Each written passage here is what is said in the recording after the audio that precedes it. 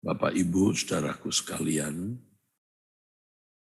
di dalam Injil Matius pasal yang ke-6,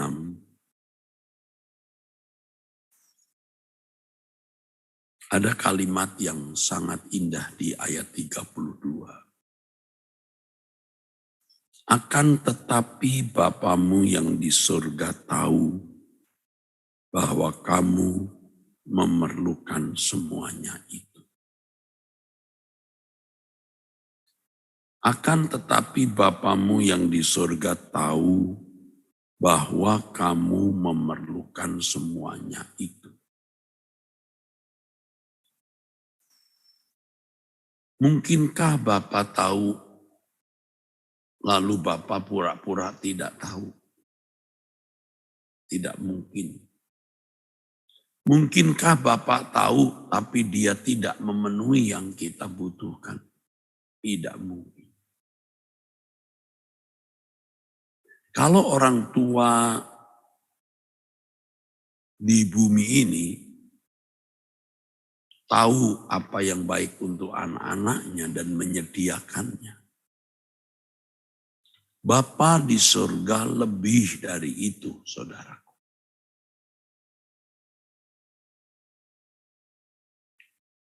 Mari kita belajar mempercayai Allah. Bukan saja kita bisa mengucapkan Allah itu baik, tetapi mempercayai bahwa Dia memang sungguh baik. Bukan saja bisa mengucapkan bahwa Allah itu mulia. Allah dalam semua yang dikerjakan dan pribadinya sendiri adalah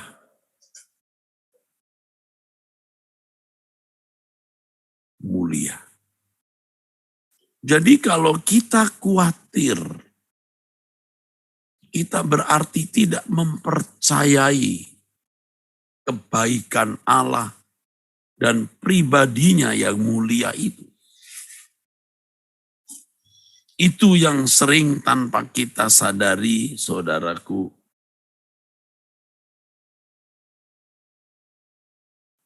terjadi dalam hidup kita.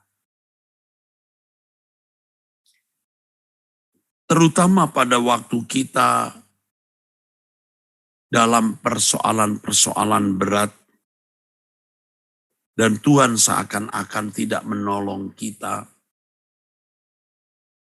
Atau seakan-akan orang yang menjahati kita itu menang di atas angin. Kita menjadi kecut dan kecil hati. Mengapa Allah membiarkan hal ini? Padahal Allah tidak membiarkannya.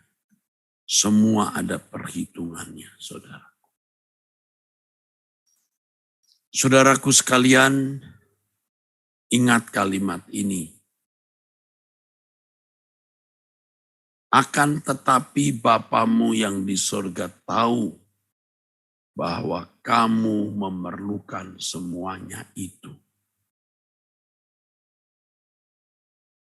Kita percaya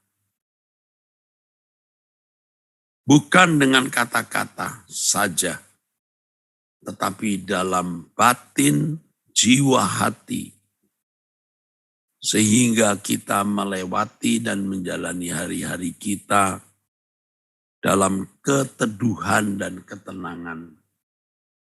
Karena kita tahu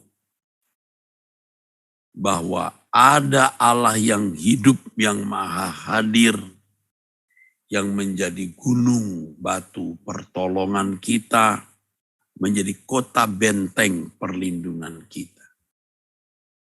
Dengan cara itu sebenarnya kita memuliakan Allah. Dengan cara itu sebenarnya kita meninggikan Dia. Saudaraku, dengan hati yang teduh dan tenang kita melewati hari-hari kita yang kelabu, hari-hari kita yang gelap. Kita tidak akan menabrak-nabrak karena Tuhan melihat segala hal dan di dalam kegelapan Dia menuntun kita. Dan pasti kita akan selamat sampai ke rumah Bapa. Jadi untuk persoalan-persoalan hidup yang kita hadapi, kita yakin Allah berkuasa menolong, pasti mencukupi kita. Apapun masalah saudara saat ini, walaupun tidak didoakan pendeta secara khusus, saudara sendiri membawa masalah itu kepada Tuhan dan mempercayai bahwa segala sesuatu yang Allah lakukan itu baik adanya, maka Tuhan pasti menolong saudara. Atau Tuhan pasti melakukan tindakan-tindakan yang itu baik untuk kita. Ya. Walaupun tentu tidak sedikit saudara-saudara yang tidak suka dengan tindakan dan keputusan Tuhan dan menganggap tindakan keputusan Tuhan itu tidak bijaksana, merugikan saudara, menyakiti saudara. Percayalah Allah itu sangat baik. Segala sesuatu yang dilakukan Allah itu sempurna. Kita bisa percaya. Ya, kita bisa percaya.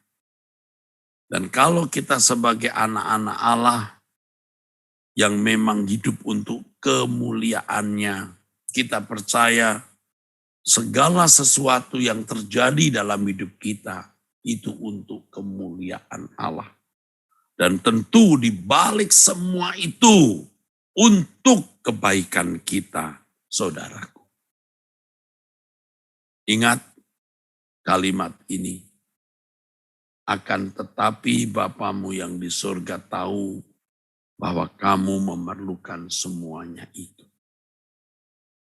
Kalau hal ini kita bawa, ya, kita kaitkan dengan kebutuhan kita yang paling prinsip, paling utama, yaitu kesucian hidup, kesalehan hidup, keberkenanan di hadapan Bapa. Kita menjadi sukacita luar biasa. Mengapa?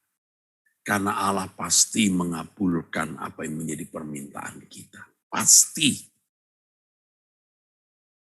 Kalau kita membaca Matius 6 ayat 33, ayat yang berikutnya. Firman Tuhan mengatakan, tetapi carilah dahulu kerajaan Allah dan kebenarannya, maka semuanya akan ditambahkan kepadamu. Tuhan yang menyuruh kita mencari kerajaannya. Ini sama dengan bagaimana menjadi anak-anak Allah, bagaimana menjadi warga, anggota keluarga kerajaan Allah yang baik, yang benar, menurut standar Allah. Ia pasti mengabulkan. Siapa yang menerima pengabulan doa ini? Ya, mereka yang haus dan lapar akan kebenaran. Haus dan lapar akan kebenaran artinya orang yang sangat mengingini atau orang yang mengingini kehidupan yang berkenan di hadapan Allah. Allah pasti mengabulkan, Allah pasti memenuhi. Tetapi kalau kehausan saudara bukan kepada kebenaran, bukan pada kerinduan menjadi anak Allah yang berkenan, Anda tidak bisa menerima pemenuhan itu. Itulah sebabnya tadi saya katakan, akan tetapi Bapakmu tahu kamu membutuhkannya. Saudara, saya manusia seperti saudara. Saya juga memiliki kekhawatiran, ketakutan, kecemasan, atau perasaan insecure, merasa tidak aman.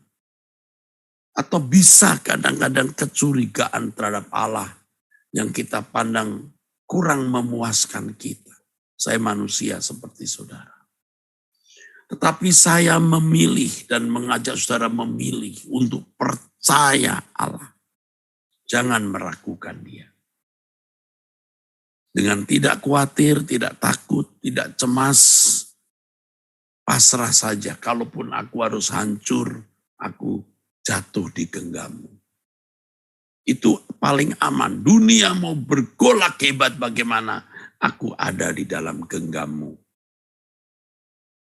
Nah, kemudian kita baru ya memiliki kerinduan yang kuat, kehausan untuk menjadi anak-anak Allah yang berkenan, atau terkait dengan Matius 6 ayat 33 ini, kita menjadi warga anggota keluarga kerajaan Allah.